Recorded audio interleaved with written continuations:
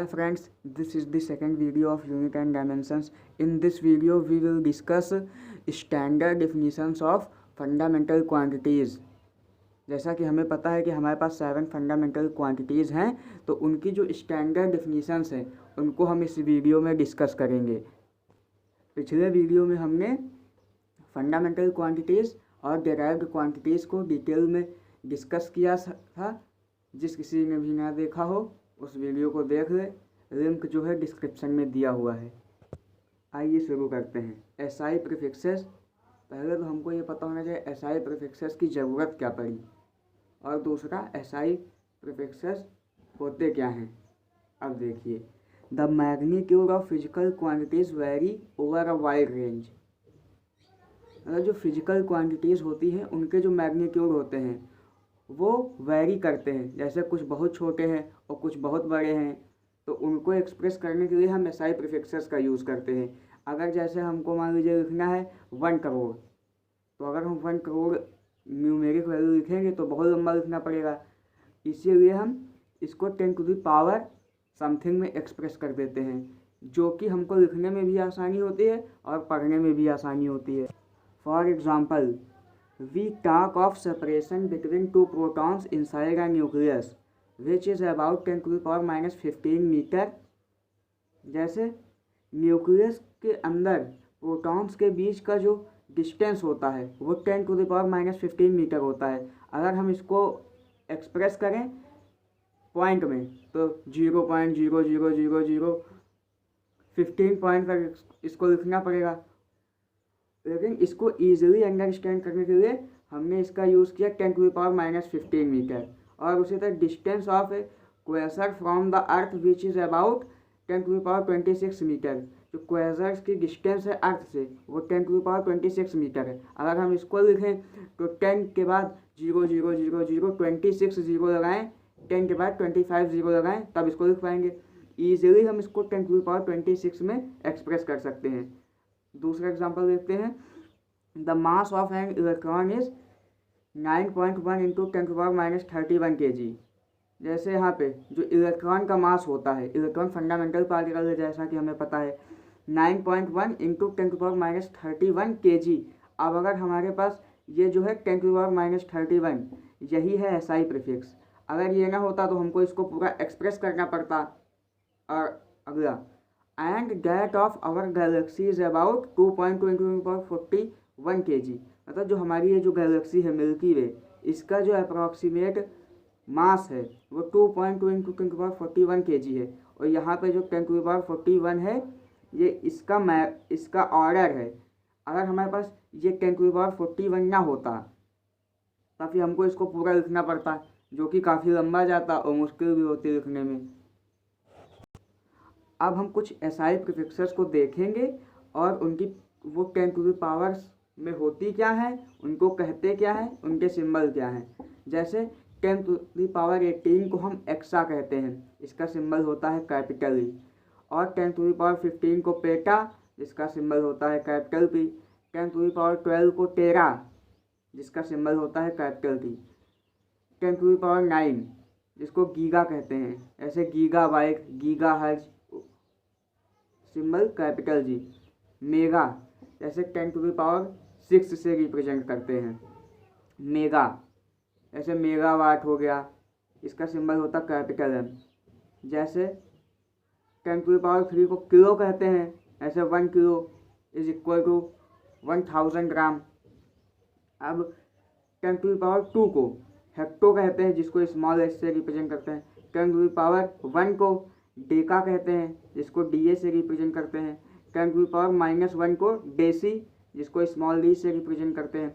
10 to the power minus 2 को senti कहते हैं, जिसको स्मॉल सी से रिप्रेजेंट करते हैं। 10 टू द पावर माइनस 3 को मिली कहते हैं, इसका सिंबल होता है small M. 10 to the power minus 6 इसके लिए जो प्रीफिक्स यूज होता है वो माइक्रो होता है, इसका सिंबल होता है mu. 10 to the power minus 9 इसको नैनो कहते हैं, इसका सिंबल होता है small N. 10 to the power minus 12 इसको पीको कहते हैं, मतलब इसके लिए जो प्रीफिक्स यूज़ होता है वो पिको होता है, उसको स्मॉल पी से डिनोट करते हैं। 10⁻⁻15 इसका जो प्रीफिक्स है वो फेम्टो है, इसको स्मॉल एफ से डिनोट करते हैं। 10⁻−18 इसका जो प्रीफिक्स है वो एक्टो है, इसका जो सिंबल है स्मॉल ए है। अगर जो हमारे पास इतने सारे प्रीफिक्सेस हैं, इनमें से सबका यूज़ ज़्यादा नहीं होता, इसमें से कुछ है जिनका यूज़ आगे आने वाले चैप्टर्स में होगा, जो कि हैं मेगा, किलो, सेंटी, मिली, माइक्रो, नैनो। ये जो है ये मोस्टली यूज होते हैं, और ये जो सब हैं इनका ज़्यादा यूज़ नहीं होता है। सो हमको ये जो 6 या 7 जो इम्पॉर्टेंट हैं इन्हीं पे फोकस करना है और इन्हीं के वैल्यूज़ को याद करना है कि 10⁻6 को मेगा कहते हैं, 10⁻6 को माइक्रो कहते हैं, इसी तरह। अब जो हमारे पास 7 फंडामेंटल क्वांटिटीज़ और 2 सप्लीमेंट्री क्वांटिटीज़ हैं, इनकी जो स्टैंडर्ड डिफिनीशंस हैं उनको हम डिस्कस करेंगे कि इनकी जो स्टैंडर्ड डिफिनीशंस होती हैं वो होती क्या हैं। ऐसे जो फर्स्ट हमारे पास थी वो थी metre. 1 metre is equal to 165076373 wavelength in vacuum of radiation corresponding to orange red light of krypton 86। जो हमारे पास 1 मीटर होता है वो जो क्रिप्टन का 86, क्रिप्टन जैसे हमको पता है नोबल एलिमेंट है, उसका मास जो 86 है, मतलब उसका जो 86 आइसोटोप है जिसका मास 86 है, उसकी जो ऑरेंज रेड कलर की जो लाइट है उसकी इतनी वेवलेंथ को अगर हम कंसीडर करें वैक्यूम में तो वो हमें 1 मीटर की वैल्यू देगा। मीन्स हम क्रिप्टन के 86 एटॉमिक मास वाले आइसोटोप का यूज़ करके उसका जो ऑरेंज रेड कलर का जो लाइट का स्पेक्ट्रम होगा उसकी जो वेवलेंथ होगी उन वेवलेंथ का 165076373 टाइम्स जो होगा, एक बार फिर से देखते हैं। 1 metre is equal to 16,50,76,373 wavelengths in vacuum of radiation corresponding to the orange red light of krypton 86। अब हम देखते हैं second fundamental quantity which is second. अब यहाँ पे जो दिया है 1 second is equal to 9192631770 time periods of a particular radiation from caesium 133 atom. Means caesium का जो 133 एटम है, मतलब जिसका एटॉमिक मास 133 है, उससे जो पर्टिकुलर प्रकार की जो रेडिएशंस निकल रही हैं वो जब इतनी रेडिएशंस निकलेंगी उसमें जो टाइम लगेगा वो 1 सेकेंड के बराबर होगा। यानी सीजियम का 133 एटॉमिक मास वाला आइसोटोप लें, उससे जब पर्टिकुलर टाइप की इतने रेडिएशंस निकलेंगे, इतने रेडिएशंस निकलने में जितना टाइम लगेगा वो 1 सेकेंड के बराबर होगा। अब हम देखते हैं तीसरी fundamental quantity which is kilogram. 1 kilogram is equal to mass of 1 litre volume of water at 4 degree Celsius. Means 1 kg जो होता है वो 1 लीटर वॉल्यूम का मास होता है 4 डिग्री सेल्सियस पे। मतलब वाटर को ले लें, 1 लीटर वाटर को ले लें, उसका टेम्परेचर 4 डिग्री कर दें तो जो उसका मास होगा वो 1 kg के बराबर होगा। और सेकेंड जो डिफिनीशन है, the mass of a cylinder made of platinum iridium alloy kept at international bureau of weights and measures is defined as 1 kg। Means मतलब जो प्लेटिनम इरिडियम एलॉय का, एलॉय मीन्स जब दो मेटल को definite ratio में मिला के कोई चीज़ बनाई जाए, उसको international bureau of weights and measures में जो रखा गया है उसको भी 1 kg का ही है, मतलब वो 1 kg को ही डिफाइन करता है। Now fourth fundamental quantity is ampere. जैसा कि हम जानते हैं एम्पियर जो है वो SI यूनिट है करंट की।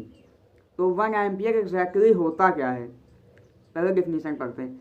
It is the current which flows through two infinitely long straight conductors of negligible cross section placed at a distance of 1 metre in vacuum produces a force of 2 × 10⁻⁻7 newton per metre between them. Means दो parallel infinite wires जिनका cross section mean जो उनका circular cross section area है वो एकदम negligible हो और उनके बीच की जो डिस्टेंस हो वो 1 मीटर हो, तो तब उनके बीच में जब वो जो फोर्स लगेगा उसकी जो वैल्यू होगी वो होगी 2 × 10⁻⁷ newton per metre. Means force per unit length वो जब इतनी लगेगी तो उसमें 1 एम्पियर का करंट फ्लो होगा। या दूसरे तरीके से इसको ये कह सकते हैं, 1 एम्पियर वह करंट है जब दो इनफाइनाइट लॉन्ग वायर्स 1 मीटर की सेपरेशन पे रखे हो और वो जो करंट है वो उनमें 2 × 10⁻⁷ न्यूटन पर मीटर का फोर्स एक्सर्ट कर सके, तो जो करंट होगा वो 1 एम्पियर का कहलाएगा। अब हम देखते हैं 5वीं fundamental quantity which is kelvin. ऐसा कि हमने प्रीवियस वीडियो में डिस्कस किया, जो केल्विन है वो टेम्परेचर की SI यूनिट है। जैसे टेम्परेचर की हमारे पास और भी यूनिट्स हैं, जैसे हो गई फ़ारेनहाइट, सेल्सियस, उसी तरह जो केल्विन भी है, लेकिन केल्विन जो है वो SI यूनिट है टेम्परेचर की। 1 kelvin is equal to 1/273.16 part of the thermodynamic temperature of triple point of water.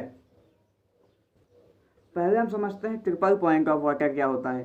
Triple point of water होता है कि जहाँ पर वाटर की तीनों स्टेट एग्जिस्ट करें, सॉलिड, लिक्विड, गैस। मीन्स ऐसा टेम्परेचर जहाँ पर वाटर की तीनों स्टेट एग्जिस्ट करें, उसको कहते हैं ट्रिपल पॉइंट ऑफ वाटर।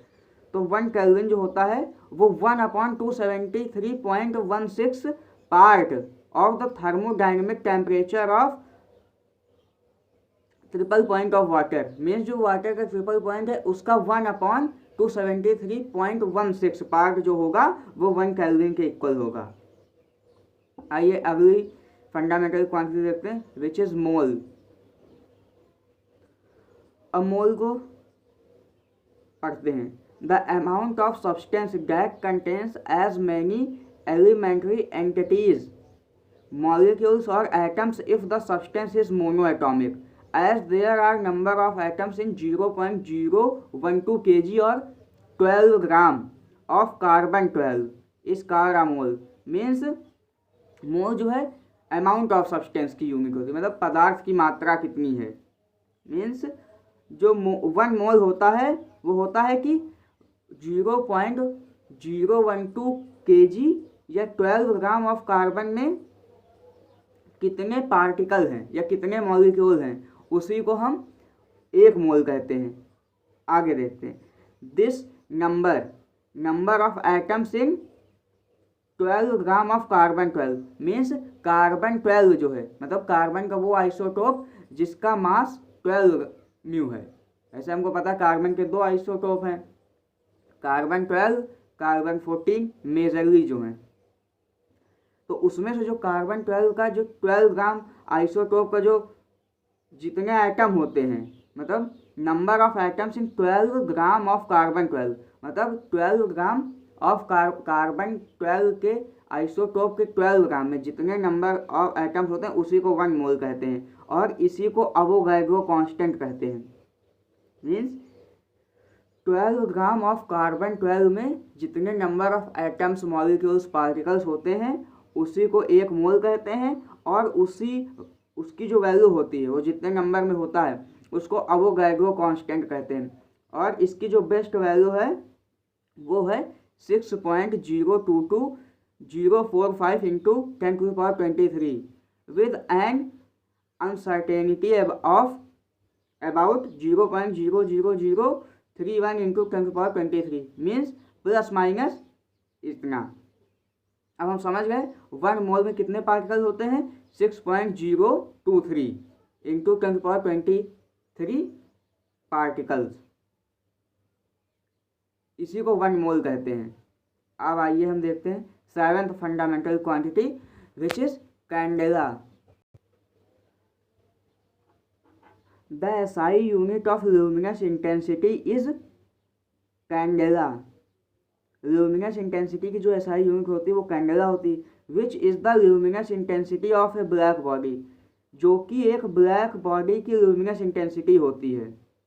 अब ब्लैक बॉडी क्या होती है, ब्लैक बॉडी एक ऐसी आइडियल बॉडी जो ऑल टाइप्स के रेडिएशंस को एब्जॉर्ब कर सके और ऑल टाइप्स के रेडिएशंस को एमिट कर सके। तो हम देखते हैं कि वन कैंडेला होता क्या है। Which is the luminous intensity, intensity क्या होती है, force per unit area per unit time, उसी को कहते हैं intensity. I is equal to F/AT। अब देखते हैं which is the luminous intensity of a black body of surface area. अगर हम कोई ब्लैक बॉडी लें, उसका जो सरफेस एरिया है वो इतना कर दें 1/600,000 metre square. Placed at the temperature of freezing platinum, मतलब जो प्लेटिनम है उसका जो फ्रीजिंग टेम्परेचर है उसके पास उस बॉडी को रख दें और उसका इतना एरिया कंसीडर करें, और जो वहाँ पे जो प्रेशर कर दें वो प्रेशर कर दें 101,325 न्यूटन पर मीटर स्क्वायर। तो जो उसमें से लाइट की जो इंटेंसिटी पास होगी, मतलब जो लाइट उससे पास होगी उस सरफेस पे जो स्ट्राइक करेगी in the direction perpendicular to its surface, means उस पर जो लाइट फॉल करे वो परपेंडिकुलर हो उसके सरफेस से, मतलब मीन्स सरफेस के जो हॉरिजॉन्टल कंपोनेंट हो और जो लाइट आ रही है उसमें दोनों के बीच का जो एंगल हो वो 90 डिग्री हो, तो जो आएगी ल्यूमिनस इंटेंसिटी वो 1 कैंडेला के इक्वल होगी। अब हम देखते हैं जो हमारे पास दो सप्लीमेंट्री यूनिट्स हैं या क्वांटिटीज़ हैं उनकी डिफिनीशंस क्या हैं।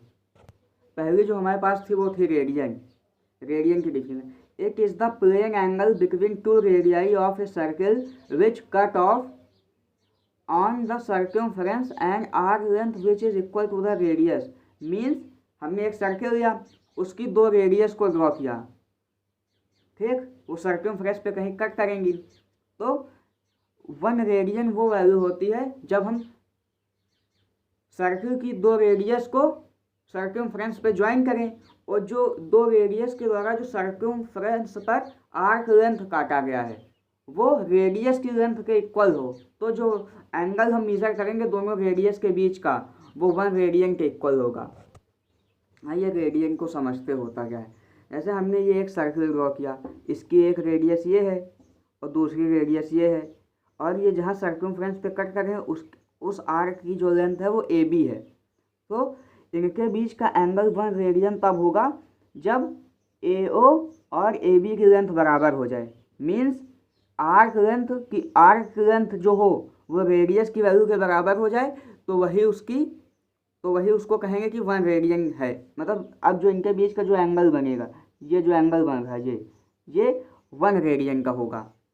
जैसे मान लीजिए कोई सर्कल है, उसकी जो रेडियस है वो 5 मीटर है, ठीक, तो हम दो रेडियस लेंगे, उनको सर्कमफ्रेंस पे ज्वाइन करेंगे, सर्कमफ्रेंस पे वो कट करेंगी, तो जो पोर्शन वो कट करेंगी सर्कमफ्रेंस पे तो उसकी भी जो लेंथ हो वो 5 मीटर ही होनी चाहिए, तभी हम उसको 1 रेडियन कह सकते हैं।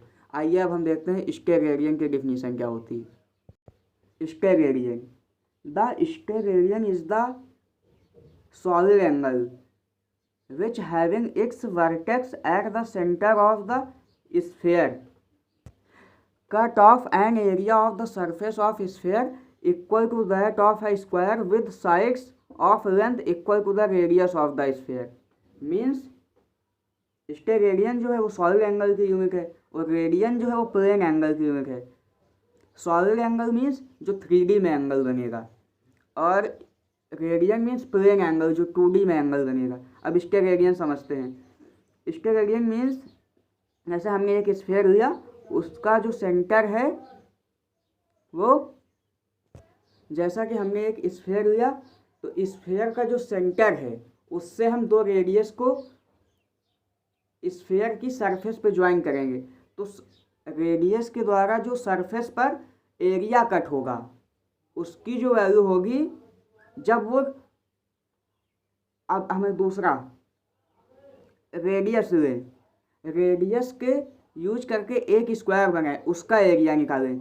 जब दोनों का मतलब ये जो क्रॉस सेक्शन आया है ये पोर्शन, और इसी रेडियस का यूज करके जब हम एक स्क्वायर बने उसका एरिया, जब दोनों का एरिया बराबर होगा तो जो एंगल का ये मीज़र होगा वो 1 इसके रेडियन के इक्वल होगा। आइए एक बार फिर से समझते हैं। जैसे हमने एक स्फीयर लिया, स्फीयर 3D बॉडी होती है या 3D ऑब्जेक्ट होता है, उसका जो सेंटर है वहाँ से हमने 2 रेडियस निकाला, तो वो जो स्फीयर पे कट करेगा, तो जहाँ पे वो कट करेगा तो रेडियस से मिलने वाला जो सर्कुलर एरिया होगा, जो 2D एरिया होगा, उसका एरिया फाइंड करा, और इसी रेडियस का यूज करके हमने एक स्क्वायर ड्रॉ किया। उस स्क्वायर का जो एरिया होगा, अगर वो दोनों एरिया मीन्स स्क्वायर का एरिया तो हमको पता है ना, ए स्क्वायर होता है, तो मान लीजिए उसका जो साइड की लेंथ है वो आर है, तो स्क्वायर का एरिया हो जाएगा आर स्क्वायर। तो ये पोर्शन है इसका भी एरिया जो हो आर स्क्वायर हो, तब जो यहाँ पे एंगल बनेगा उसको हम कहेंगे 1 स्क्वायर रेडियन, और स्क्वायर रेडियन जो है सॉलिड एंगल की यूनिट होती है। अगले वीडियो में हम डिस्कस करेंगे dimensions. Thank you for watching.